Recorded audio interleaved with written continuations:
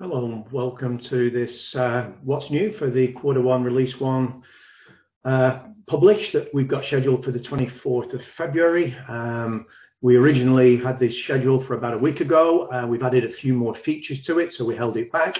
But anyway, let's get in and have a look at what we've got in this first release of 2018. So we're calling this a broadcast release. It's all about user engagement, providing information. We've got some automation features as well built into this. So let's have a look at what they are.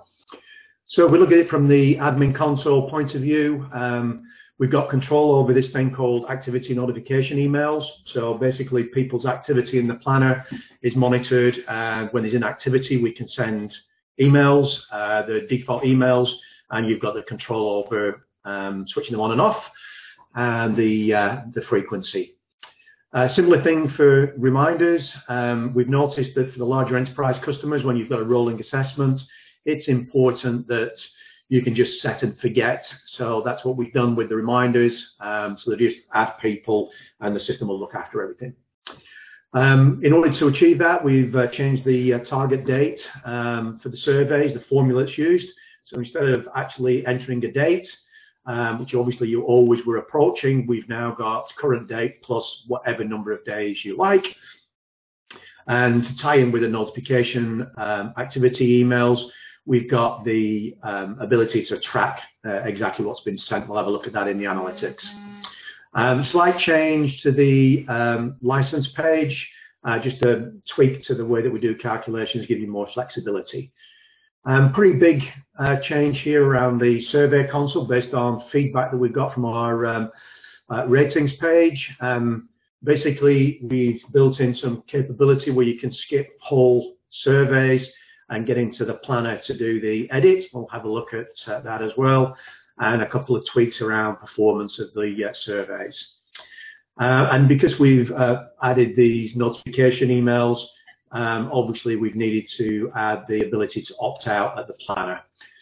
Right, so let's go into the admin console, have a look at some of these features in action.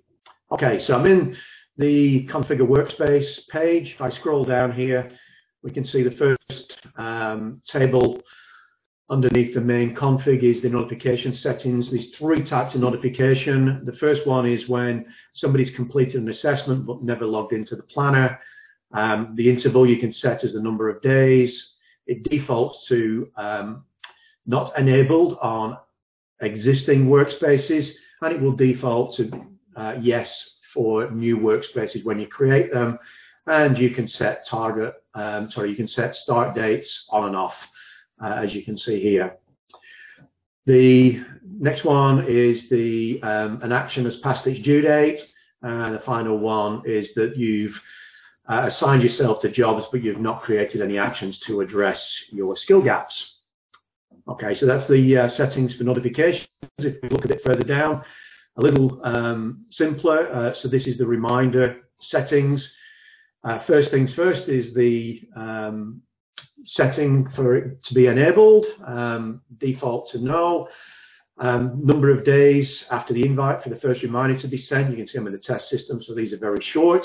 Number of days between reminders and the total number. I've got this set at 3, but the default will be 2, so we don't hammer people with too many reminders. Okay, so that's what it looks like. Planner. If we just scroll back up, where you used to set the target survey completion date, we've now got a number of days.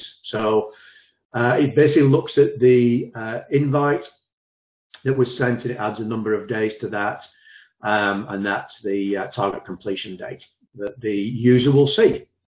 Okay, so pretty straightforward. Obviously, we still recommend that you go into the actual email, the reminder email, and make any changes under the reminder page in the normal way. But once these parameters are set, basically you can just leave it and the system will take care of everything else. Okay, so let's have a look at analytics, and we'll have a look at what these notifications look like once you've enabled them and you've started to send some. So if we just scroll along, not surprisingly, there's a page called notifications. So I just click on that page, load it in. Up at the top here, we've got a tree map. It's showing us the 3 different notifications we've got. And as always, because this is Power BI, if we click on one of those, it will filter for me, and I can see that we've sent 47 separate emails. I can set a date slider here to isolate a number of days, and then down in this table at the bottom is every bit of detail, what the email was, when it was sent to, etc. And if I scroll over to the right, it will actually show me the last activity date, so you can actually track the level of activity also in the planner. Okay, so that's the admin view of the world. Let's go and have a look at a survey. So we'll just click over here. We've clicked the hyperlink in one of the invites. I'm in here as an individual, and over here on the right hand side, this is extra column, says skip. There's a couple of surveys that don't really make sense to skip, because we can't make up the type of information that you enter in the profile survey, like how long you've been in a job, etc. But what we can do with the actual Sophia detailed surveys is allow you to skip, and we'll just set everything to no, and then you can edit it in your planner. So we click the button here and skip everything. Gives me this big message at the bottom here, just letting me know that once I've done it, it's not reversible. And if I click skip now, what it'll actually do is give me another option to bail out, and I'm actually going to do that here, so I can show you some other features. So we'll click that off. We can obviously click individual surveys, which you'd expect. So if you know for sure that you do not have strategy and architecture skills, you can just click that and skip that whole survey. Let's drop into the survey. So we have one final option here, that once you've actually gone into a survey, if you've got maybe part way through and you suddenly realise, this definitely is nothing to do with me, we have the skip now button available all the way through. So at any point you can skip right to the end of this particular survey, and as you would expect, we're providing that warning message so you can bail out, which I'll do. Okay, and last but not least, let's go over and have a look at the planner. So up here in the personal details, we've got the edit button. We click that, and we'll see this extra option here, notifications, defaults to yes, but if this person just doesn't want to get notifications, they can set it to no, save the changes, and they'll no longer get notifications automatically out of the system. That also can be updated for individuals as well in the admin console, but obviously more likely that it would be done here at the personal level. Okay, so those are the features that we've rolled out, or we're rolling out in this release.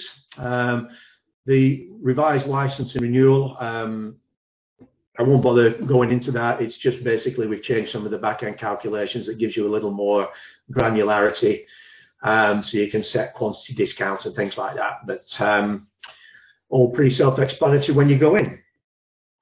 Okay, so that's it. As always, thank you very much for your time listening to our What's New. And if there's any questions at all, by all means, contact me directly at paul.collins@skillstx.com.